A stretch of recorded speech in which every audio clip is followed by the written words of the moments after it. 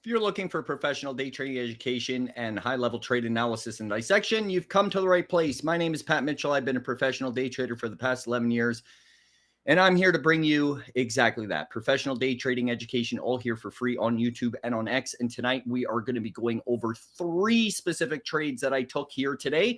So without any further ado, let's get into it. I hope you all had a wonderful day. Let's do this. Okay, so now that we are into the charts, I was working with my live trading members. I run 2 screen shares. My live trading program is different. It's we work on very focused trades for specific tasks to get over certain hurdles. It's not just simply executing the trades. We do that in main main screen share every day. This is just different.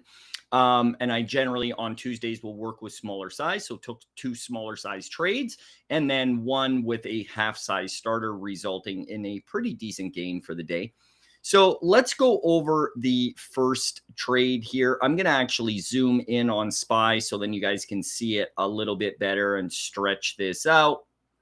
Okay, so for those of you that are just joining us, these blue levels are levels that are struck prior to the market open. So there's no hindsight. All of this is done 30 minutes prior to the market open.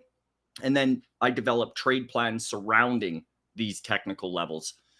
So our trade plan was to go short coming up into this upper level here at 663.68, starting in at pre-market highs, which that's exactly where it came. Now, if it didn't want to go up and first directional pick was down, there was also a long entry down here, which was also taken. And you go long here, add here. Okay, so this first level was just a starter position, just in case it doesn't want to come all the way down, because if it is truly strong, it would hold that, which that's what it did most of the morning.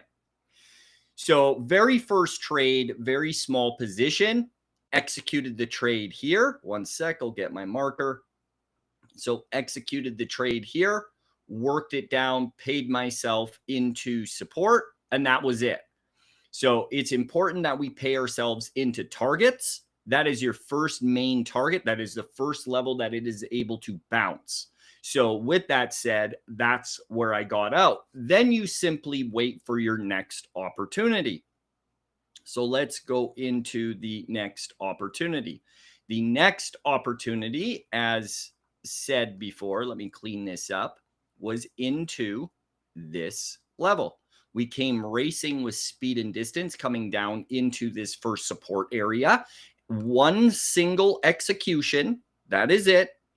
Just in case it wants to fall into here, we need to save rooms for ads, which would be the opening price, which is a very faint blue level. You won't be able to see here. You can see it on my charts though. I don't know. You might be able to see it on screens. I don't think so though. So you would add a little bit here and then get in the remaining part of your position here. Well, that didn't happen. And that's why we start into these positions. So as it comes down into the level, we execute on that first bounce here, right into the first level of resistance on the way back up right there. I'm going to pay myself. And then as it wants to push through, I lock in the rest. Didn't have enough contracts on this to get it back into highs. Again, a very small position. So on the first trade, I locked in $117. Second position, I locked in $74. As stated, these are very small positions. And then we took Qs. So Qs I took with a half size starter position, meaning 50 contracts. Now this was, and I'm going to get zoomed in here, 1 sec. So after these charts were pissing around for a little bit this morning, we came down and we tested this level of support at 595.97, which is our first level down, which is the gap fill and the 9 EMA. This is a beautiful trade, perfect trade. So on this, very simple, waited perfectly for the level. And the reason why instead of starting in early on this. Why I am waiting exactly for this level is because I've already executed 2 other trades. I don't want to fuck up my P&L. I need to lock in. I need to pay my bills. So in order to do that, I need to make sure it is the least amount of risk as possible. Instead of starting in and treating every fucking trade like it is the same trade, every trade is a little different, especially when you've already executed 2 trades. You want to make sure you take a trade that is valid, which it is, but with the least amount of risk. So that's what I did. Absolutely bottom tick this trade. The absolute least amount of risk possible was done in this trade, and then simply paid myself the majority of my position. I stripped out back into this area. Okay, so it's a little area right here, because that's the first area that it can pop up and reject and fail. So you want to lock in. This is one of the reasons why I'll be green in a trade. Well, a lot of people are red, because what they do in a, let's say, a 10 contract position, what they'll do is they'll pay themselves 1 because they're greedy motherfuckers and they want to hold the rest up for here. That is reversed. That is stupid. That's not the way to do this. What you need to do is, as I've stated a million times before in the past, you need to strip out your size here first into the first level of resistance. That way, if it does fail, you have still locked in and you cannot go red on that position. You've locked in. So instead of taking off 1 here and saving 9 for way up high, again, which isn't the way to do it at all, what you would do is you would instead take off at least half of your position. So 5.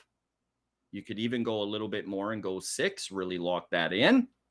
And then as it comes up, you're paying yourself the rest into resistance points, and on forceful pushes, you're locking in, which is exactly what I did.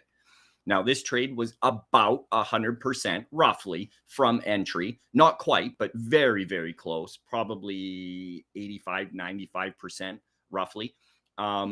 And resulted in a $1,867 gain on, again, a half size starter position, which for me is 50 contracts. So for a 50 contract position within about 10, 11 minutes, I'm locking in about $2,000 on that trade on a simple, stress-free, simple technical analysis 101 trade. If you keep this simple, this stuff can be very easy. If you get super complicated and you want to get fancy with it and you want to wear a motherfucking suit with a goddamn tie sitting in your fucking spare bedroom in your office, you go right ahead. And you're probably going to fail because you're wearing a fucking suit, which is, again, retarded. So anyways, folks, I hope you all have a wonderful day. I hope you had a good day. And I'm going to wrap this one up. We do have a live trading webinar on psychology tomorrow at 7 p.m. East, right here on YouTube. You'll find the link to RSVP down below in the pinned comment. I do advise that you be there. It is about day trading psychology. The psychology that you are used to, that you call day trading psychology, is not day trading psychology. It is trading and investing psychology, and that's why it doesn't work. So this psychology webinar will be far different than what you are used to, and it'll actually be useful. So be there. I hope to see you guys there, and we will see you guys tomorrow. Have a great day, folks. Adios.